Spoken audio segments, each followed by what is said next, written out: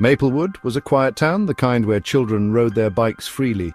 Neighbors greeted each other with warm smiles, and crime seemed like a distant concept. But one fateful October evening, the peace was shattered. A call to the police station reported a foul smell emanating from the Harper residence. No one could have predicted that this would be the start of a chilling tale that would haunt the town forever.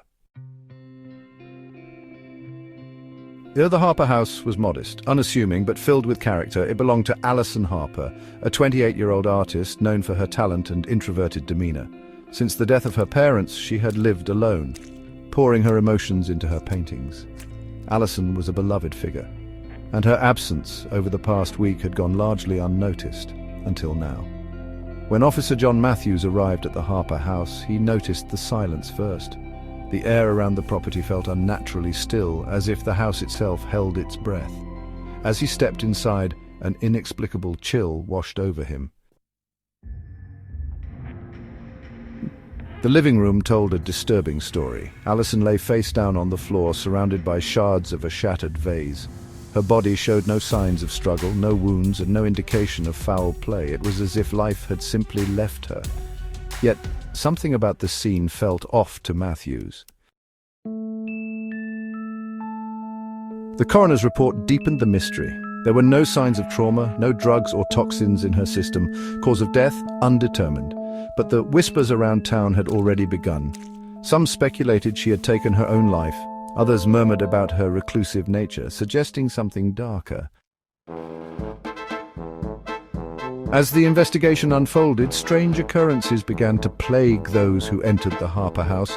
Officer Matthews was the first to notice. While reviewing evidence late one night, he heard faint whispers, indistinct but persistent. He dismissed them as creaks of the old house or the wind, but they continued. Officer Matthews whispering, "Help me." The words were faint, almost inaudible, but clear enough to make him freeze. He looked around, flashlight in hand, but found nothing. Was it his imagination, a trick of fatigue, or was there something more sinister at play? The whispers weren't confined to Matthews. Other officers reported cold spots in the house, objects moving on their own, and the faint scent of lavender, Allison's favorite perfume. Even the most skeptical began to wonder if the house was alive, trying to communicate. The first major break in the case came when Matthews discovered a hidden compartment in Allison's bedroom. Inside was a box containing her sketches, letters, and a diary. Most entries were mundane, detailing her daily routine and struggles as an artist, but one entry, written 2 weeks before her death, stood out. Allison, VO. I think someone's been in my house. I hear footsteps at night, whispers I can't explain. I thought it was my imagination, but things are being moved. I don't feel safe. The entry sent chills down Matthews's spine. Allison had felt the presence of someone, or something, in her home. Could it be connected to her death? Determined to find answers, Matthews decided to revisit the house alone.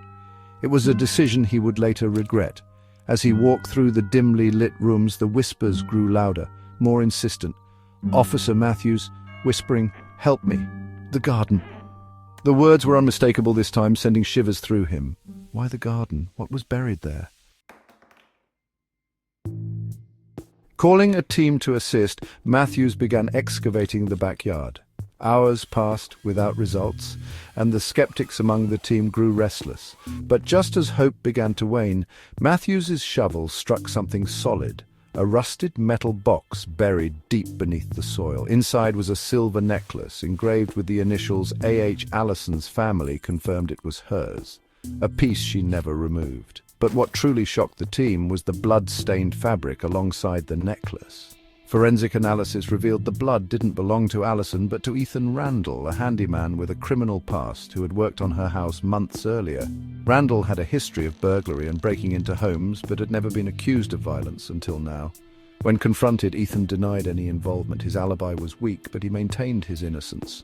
However, surveillance footage from a neighbor's security camera soon surfaced, showing a shadowy figure near Allison's house on the night of her death. The figure's height and build matched Ethan's, and the DNA evidence sealed his fate. Pressed for the truth, Ethan finally confessed.